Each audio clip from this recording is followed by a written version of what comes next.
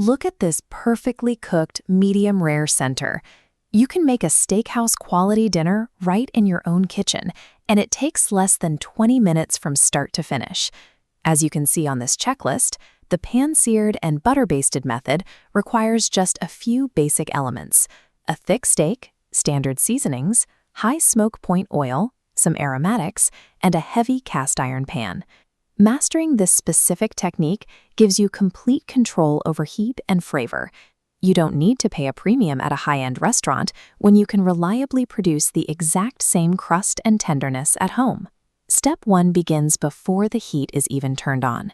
You need a thick cut of beef, about 1.5 inches of a ribeye or New York strip, and it needs to come up to room temperature.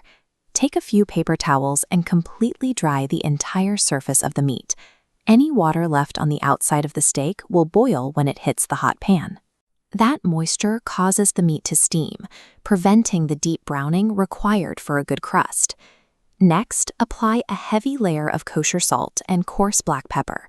Be aggressive here and use your hands to press the seasoning firmly into the meat so it adheres to the surface.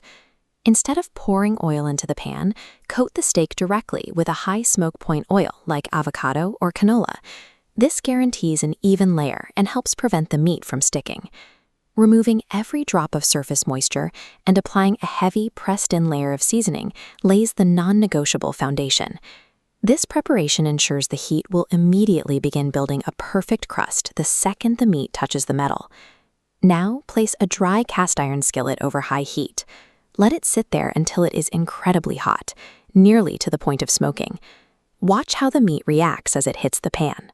To do this safely, gently lay the steak down, letting the far edge drop away from your body so the hot oil doesn't splash toward you. That intense, immediate heat triggers the Maillard reaction. This chemical process rapidly browns the amino acids and sugars on the surface, developing a dark, highly savory exterior. Leave the spatula alone. A common mistake is pressing down hard on the meat to force a sear, but doing that actively squeezes the natural juices right out of the steak. Instead of a single flip, turn the steak every 60 seconds.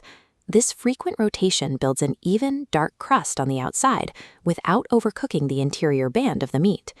Using intense heat combined with constant motion keeps the energy focused on the surface. That is how you get a heavily crusted edge-to-edge pink steak instead of a gray, boiled piece of beef. After 3 to 4 minutes of searing and flipping, turn the heat down slightly. The pan is holding enough energy to finish the cook, and you need to prevent your finishing ingredients from burning. Drop in a generous piece of butter, a few smashed garlic cloves, and some fresh woody herbs like sprigs of rosemary or thyme. Look at how the butter foams as it melts. Tilt the pan toward you and use a spoon to continuously scoop that rapidly bubbling butter right over the top of the steak.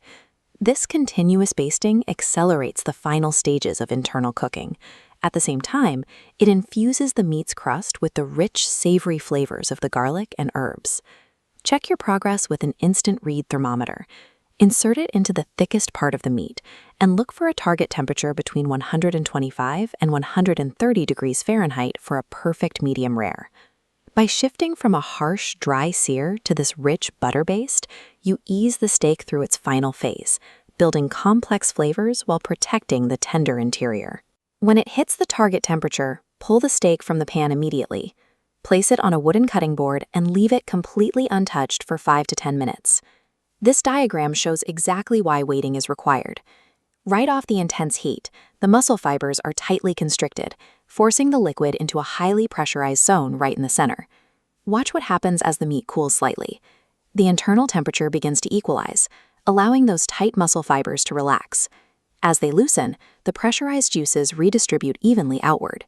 If you cut into the meat too soon, you sever those tight fibers while the pressure is still high. All that trapped liquid will instantly flood your cutting board, leaving the steak dry. Resting represents a highly active biological process. This final, essential cooking step is what guarantees a consistently juicy final product. Once the rest is complete, take a sharp knife and carve the steak against the direction of the muscle fibers. Slicing across the grain maximizes tenderness in every single bite. Here is the final result.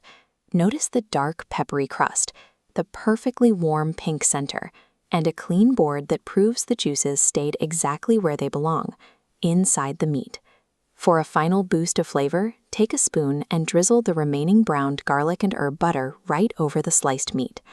By controlling the heat and basting it continuously, the patience to let it rest yields a tender, flavorful steak. Following these exact steps guarantees a world-class dinner at home, every single time.